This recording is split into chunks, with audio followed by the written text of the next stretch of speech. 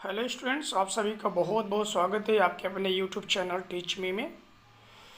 आज हम फिर से डिस्कस कर रहे हैं परसेंटेज के नेक्स्ट सीरीज क्वेश्चन नंबर 21 से। इसके पहले की क्वेश्चन नंबर 1 से क्वेश्चन नंबर 20 तक के 10 क्वेश्चंस की ग्रुपिंग में 2 वीडियोज अपलोड कर दिए गए हैं।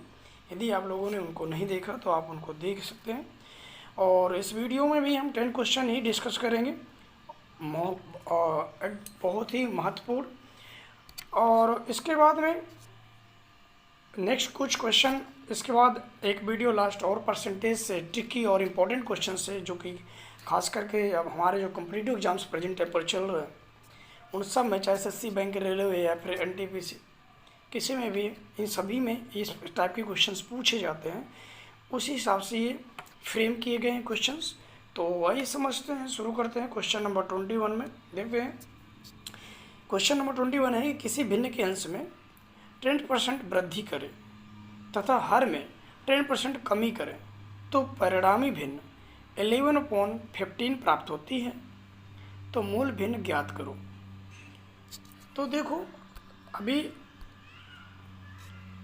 ट्रिक के थ्रू देखें तो हम न्यूमिनेटर यदि ए मानते हैं, डिनोमिनेटर बी, तो उसने क्या करा, न्यूमिनेटर में 10% की वृद्धि करी है, तो इसलिए न्यूमिनेटर में 110 का यानी 100 + 10 वृद्धि की बात करता है। जब 10 उसमें 100 में प्लस कर देते हैं तो 110 अपॉन, और डिनोमिनेटर यानी हर में उस 10% की कमी करता है, तो 100 - 10 यानी 90, तो b × 90 इक्वल टू ये हो जाता है 11/15।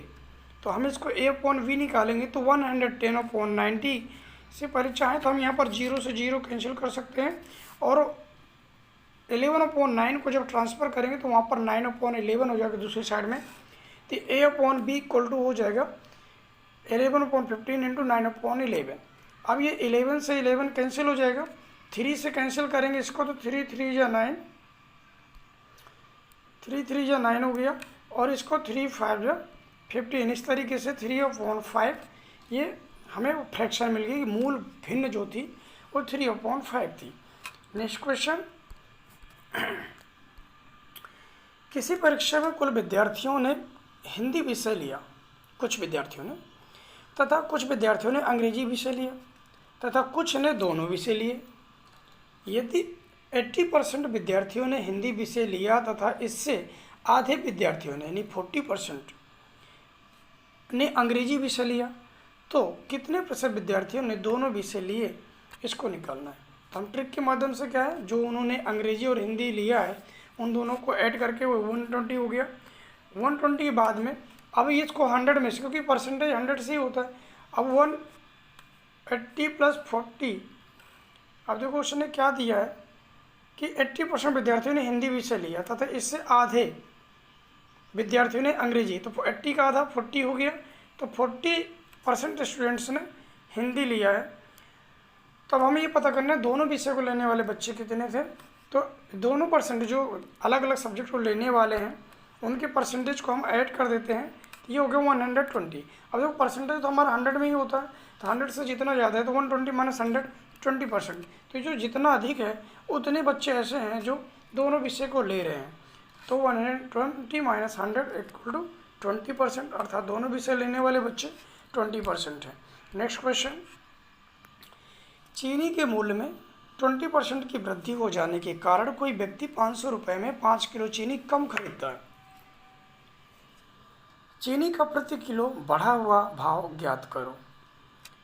चलिए, तो इसके अनुसार 500 का 20% यानी 500 का 20% निकालेंगे, तो 500 का 20% ये इक्वल टू 100 रुपये दे रखा। अब तो 100/5 ये मान लिया गया, ठीक है ना। 100/5 इक्वल टू 20 रुपीज़। 5 से कट करके देख लिया तो 20 रुपीज़ हो गया पर kg का। तो उसने बताया है कि 20% की वृद्धि हो जाने के कारण कोई व्यक्ति 500 रुपये में 5 किलो चीनी कम खरीदता है, अर्थात 100 रुपये में 1 किलो चीनी कम खरीदेगा। ठीक है, तो चीनी का प्रति किलो मूल्य क्या होगा तो उसको निकालना था, तो उसको हम डिवाइड करते इक्वल टू 100 मान लिया था कि 100 रुपीज़ था पहले उसका, तो इसी से अब ट्रांसफ़र करके निकालेंगे। तो 100/5 और n इक्वल टू 20, ये कट करके यहाँ से निकाल लिया, ये हो गया 20 रुपीज़। नेक्स्ट नंबर, रमन की सैलरी 50% कम हो गई, इसके बाद फिर 50% बढ़ गई, उसे कितने प्रतिशत का नुकसान हुआ? तो 50% पहले कम हो जाती है और 50% फिर बढ़ा दी जाती है।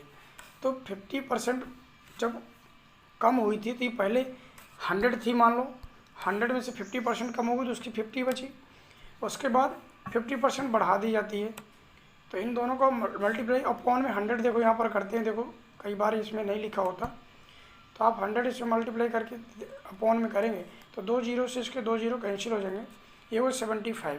तो ये 25% कमी होगी, इसका परसेंटेज यदि निकालोगे तो ये 75, तो उसका ये अब मिल रहा है तो इसका मीनिंग कितना कम हो गया?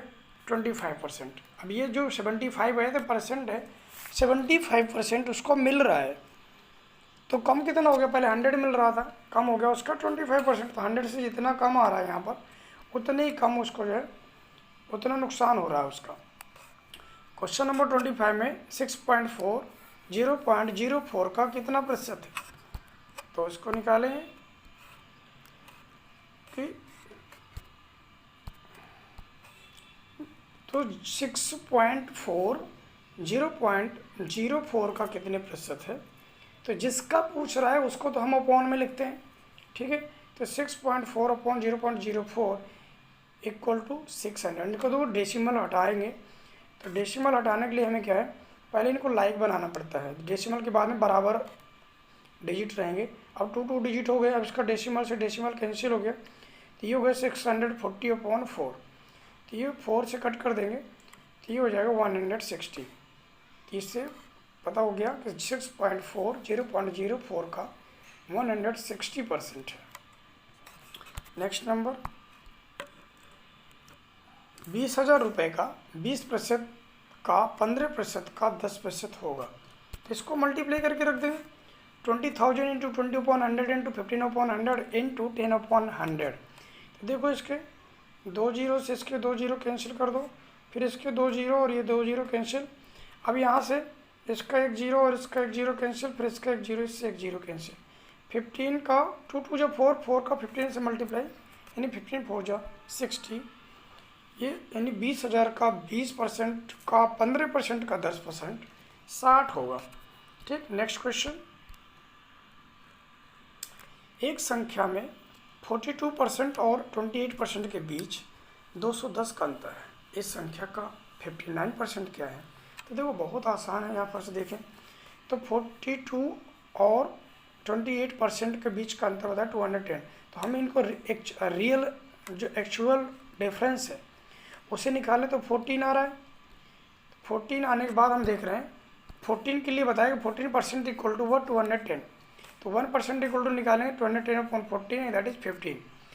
तो जब 1% इक्वल टू 15 है तो 15 यानी 59% के रूप, तो 59% को निकालने के लिए 59 इंटू, अब देखो अब इसका 100% निकाल लिया, पूरा निकाला 100% निकाल करके, तो 100% निकालने के बाद जो आया है उसका फिर हमें 59% निकालें, ये फिर डायरेक्ट हम 59% निकालें।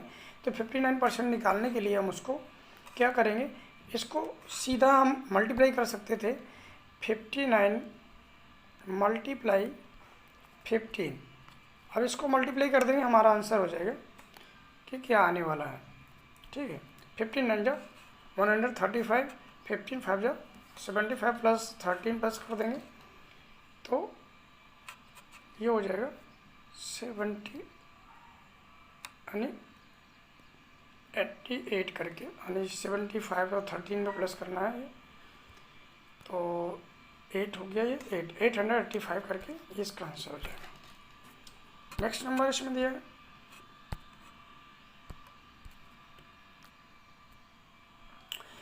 1000 का 25% का 1% का 1% क्या होगा, क्या होता है? वही सेम क्वेश्चन, तो उसको देखते हैं।